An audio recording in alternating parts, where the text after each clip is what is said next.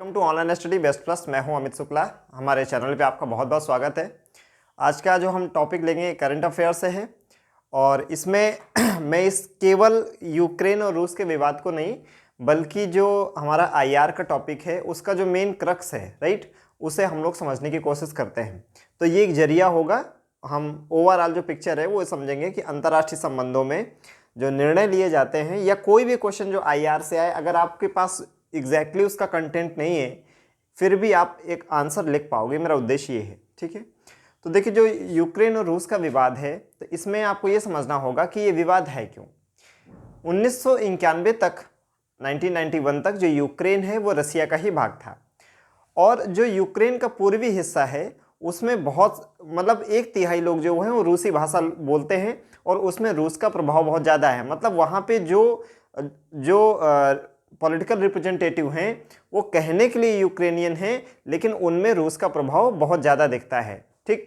तो एक तो भाषा और दूसरी अपनी राजनीतिक जो पहुंच है उसका, उस प्रभाव का रूस यूज कर रहा है। और दूसरा रूस का ये मानना है कि ये जो पूरा रीजन है यहाँ पे स्लाव जनजाति के लोग रहते थे। तो आपने देखा है फर्स्ट वर्ल्ड वार और सेकेंड वर्ल्ड वार के दौरान कि सर्व स्लाव मूवमेंट भी रसिया ने चलाया था कि इस पूरे एरिया में कि जो रहने वाले लोग हैं ये स्लाव जनजाति के ही लोग हैं और मैं उनका लीडर हूँ। तो स्वाभाविक तौर पे हम एक ही थे। ये तो षड्यंत्र के तहत ही यूक्रेन को हमसे अलग किया गया है। हालांकि रूस का दावा ये सही इसलिए नहीं कहा जा सकता है कि आपने जो अपना साम्राज्यवादी विस्तार किया था वो कारण नहीं हो सकता किसी देश पे हमला करने का। ऐसे तो ब्रिटेन को भारत पे हमला कर देना चाहिए क्योंकि 1947 तक भारत भी ब्रिटेन का ही हिस्सा था। तो ये कोई तर्क नहीं बनता है। बहरहाल रूस का ये मानना है कि अगर हमने यूक्रेन को थोड़ी भी ढील दी तो ये बात सिर्फ यूक्रेन तक सीमित नहीं है, फिर ये बुल्गारिया है, रोमानिया है और ये पोलैंड है और जितने ईस्टर्न यूरोपियन ये कंट्रीज़ हैं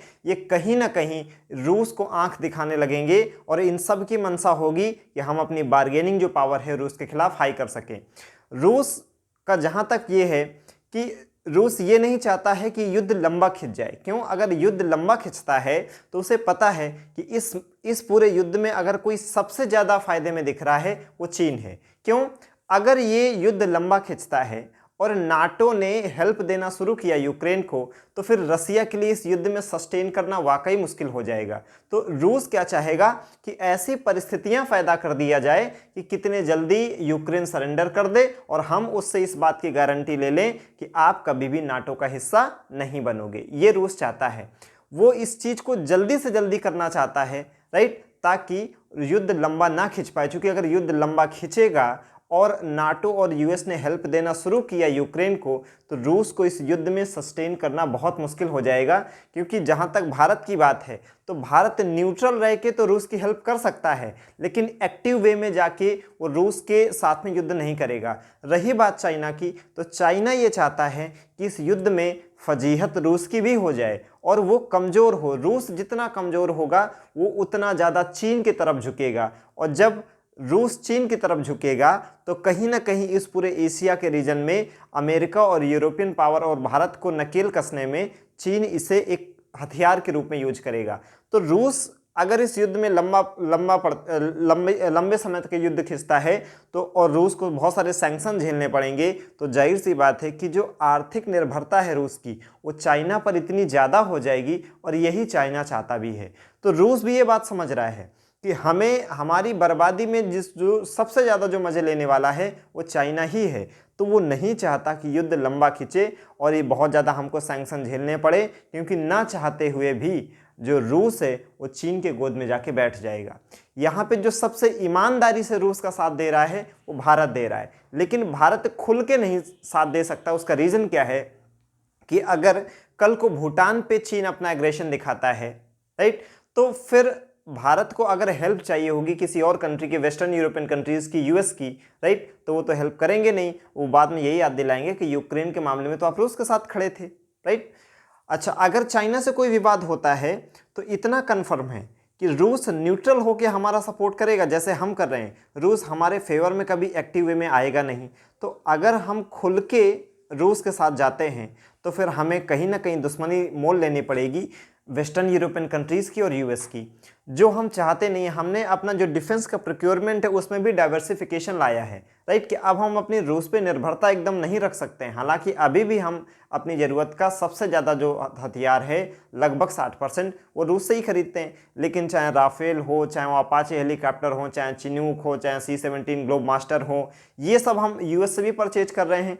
तो कहीं ना कहीं हमें जो अपनी स्ट्रेटजिक ऑटोनॉमी है उसको बनाए रखना है। तो भारत के पास विकल्प भी बहुत सीमित हो जाते हैं कि अगर खुल के रूस के साथ खड़े होते हैं तो पश्चिमी यूरोपीय देश और अमेरिका से हमें पंगा लेना पड़ेगा। अगर आप यूक्रेन के फेवर में दिखते हैं तो सबसे आपका जो रिलायबल फ्रेंड है रूस, राइट, वो आपसे नाराज हो जाएगा। हमें ये नहीं भूलना चाहिए कि जब हमारा गलवान के समय चाइना के साथ में हमारा टेंशन चल रहा था तो उसी दौरान उसने एयर डिफेंस सिस्टम S-400 जो है मिसाइल सिस्टम वो इंडिया को देना शुरू किया। ये बात जानते हुए भी कि उसकी चीन पे निर्भरता बहुत ज़्यादा है और ये उसका निर्णय चीन और रूस के संबंधों को कहीं ना कहीं प्रभावित कर सकता है। ये सब होते हुए भी उसने भारत की मुसीबत के समय में हेल्प की। केवल इतना ही नहीं, कश्मीर के मसले को जब ब्रिटेन और अमेरिका ने बहुत उलझा दिया तो कहीं ना कहीं अफगानिस्तान में लड़ने के लिए एक बेस के रूप में ब्रिटेन और अमेरिका पाकिस्तान को एक बेस के रूप में यूज कर रहे थे। तो पाकिस्तान की उनको ज़रूरत बहुत ज़्यादा थी। तो कहीं ना कहीं ये जम्मू कश्मीर के मुद्दे में ब्रिटेन और अमेरिका का जो रुख है वो पाकिस्तान के ही तरफ था। वो थैंक्स टू रसिया कि उसने हमारे लिए बहुत बार वीटो किया। ठीक, फिर 1971 में जब बांग्लादेश एक इंडिपेंडेंट कंट्री बना तो इंडिया पे अटैक करने के लिए जब यूएस की नेवी रवाना हुई तो यूएस से बढ़ने के लिए भी रसिया आ गया। तो रसिया ने हमको कई बार ये दिखाया है, चाहे वो जम्मू कश्मीर के मसले में वीटो करना हो, चाहे 1971 के वार में इंडिया के लिए अमेरिका से बढ़ना हो, चाहे चाइना से लड़ाई के दौरान S-400 की डिलीवरी करना हो, कि रूस भी जानता है कि हमारा सबसे जो रिलायबल पार्टनर है वो भारत है और भारत जानता है कि हमारा जो सबसे रिलायबल पार्टनर है वो रूस और इजराइल है, राइट। तो हमारे पास ऑप्शन कितने सीमित हो जाते हैं।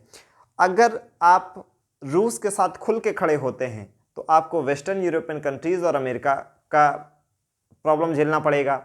अगर आप यूक्रेन के फेवर में खुल के खड़े हो जाते हैं, राइट, तो कहीं ना कहीं अपना जो सबसे रिलायबल फ्रेंड है रूस, उससे आपकी दोस्ती कमज़ोर हो सकती है। और अगर कल को मान लें कि जो हमारा इंडो पैसिफिक रीजन है यहाँ पे चाइना अपना एग्रेशन दिखाता है तो कहने के लिए जो क्वाड कंट्रीज है उसमें जापान और ऑस्ट्रेलिया की सैन्य रूप से कोई हैसियत ही नहीं है कि वो चाइना के सामने खड़े हो पाएँ। तो क्वाड में एक इंडिया और अमेरिका यही जो हैं जिनमें कुछ कुव्वत है।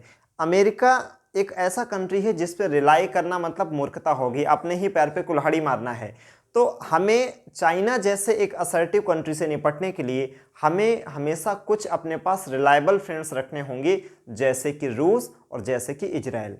तो हमारे पास विकल्प बहुत सीमित हो जाते हैं। तो हमारे लिए बेहतर ये है कि ये मसला जितने जल्दी सॉल्व हो जाए ये हमारे फेवर में ही है, क्योंकि रूस का कमज़ोर होना उसे कहीं ना कहीं चाइना की तरफ ले जाएगा, राइट। और ये सब जो है घटनाएं हैं इसे चाइना एक केस स्टडी के रूप में देख रहा है कि अच्छा ठीक है, यूक्रेन पे रूस ने हमला किया, वेस्टर्न यूरोपियन कंट्रीज़ और अमेरिका चुपचाप बने रहे, तो अगर कल को हम ताइवान पे हमला करें तो यही हो सकता है। कल को अगर हम भूटान पे हमला करें और भारत अगर हम अकेले हमसे नहीं निपट पाता है तो ये भी हम कहीं ना कहीं फ़ायदे के रूप में ले जाएंगे। तो चीन के लिए ये विन विन सिचुएशन है कि अगर ये युद्ध लंबा खिंचता है तो रूस उस पर निर्भर हो जाएगा। अगर ये युद्ध रूस जीत लेता है तो इससे चाइना को एक सबक मिलेगी कि क्यों ना हमें ताइवान पे ऐसा करना चाहिए। ताइवान भाई क्या हुआ, यूक्रेन को चढ़ा दिया बातों बातों में अमेरिका ने और यूक्रेन भिड़ गया। इससे हमें ये भी एक सबक, जो अमेरिका के जो अलाई कंट्री हैं उनको ये भी एक बहुत बड़ी सबक है कि आप इस पे रिलाई नहीं कर सकते हैं। कल को जापान पे अगर चाइना हमला करता है अमेरिका नहीं आएगा, नाटो नहीं आएगा। कल को साउथ कोरिया पे अगर अग्रेशन दिखाता है नॉर्थ कोरिया, जो कि चाइना का सबसे बड़ा अलाई है, तो यूएस नहीं आएगा। तो ये पूरी दुनिया के देशों के लिए भी एक मैसेज है कि कहीं ना कहीं आपको आत्मनिर्भर बनना ही है। तो इंडिया के लिए हमारा जो स्टेक है वो ये है कि रूस पे हमारी निर्भरता बहुत ज़्यादा है, खास करके हथियार में। दूसरा, वो हमारा अनडाउट मतलब नो डाउट हमारा सबसे अच्छा एक रिलायबल पार्टनर है। इसलिए हमारी जो डिप्लोमेसी है वो यही है कि हम जैसे भी करके ये युद्ध जितने जल्दी से जल्दी समाप्त हो जाए ये हमारे लिए अच्छा है, क्योंकि हम एक कमज़ोर रूस कहीं ना कहीं चीन को बढ़ा देगा और ये हमारे हितों के खिलाफ होगा। ठीक है, तो मैंने आपको सारे विकल्प बता दिए कि क्या क्या हो सकता है।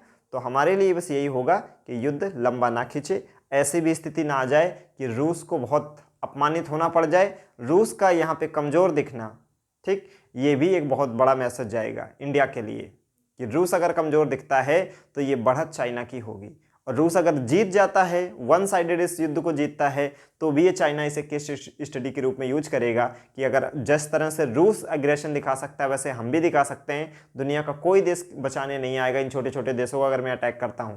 तो ये जो सिचुएशन है ये चीन के लिए विन विन है, और हमारा इस समय जो सबसे बड़ा दुश्मन है वो पाकिस्तान नहीं चीन है। तो हमें कुछ भी ऐसे नहीं होने देना चाहिए जिससे चीन को बढ़त मिले। सो चाहे आप रूस इस युद्ध में जीते, चाहे रूस इस युद्ध में हारे, इसमें जो सबसे ज़्यादा फायदे में जा रहा है वो चीन जा रहा है। तो हमें चीन को कोई बढ़त अगर लेते देखना है तो विश्व समुदाय को एक कॉन्फिडेंस में लेना होगा, और जो भारत ने अपनी पिछले 4-5 साल में साख बनाई है एक वर्ल्ड लीडर के तौर पे, हमें इस युद्ध को रोकने के लिए एग्री करना होगा, रूस को भी यूक्रेन को भी।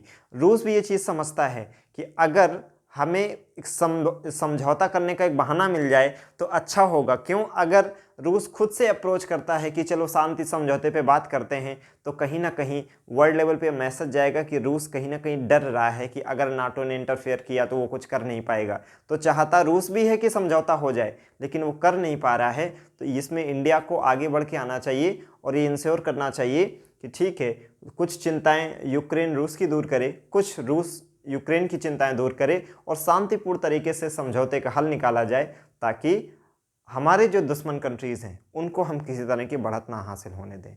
आई होप आप इस टॉपिक को इस पॉइंट ऑफ व्यू से समझ पाए होंगे। अगर आपको ये पसंद आया तो लाइक करें, शेयर करें, सब्सक्राइब करें। Thank you so much.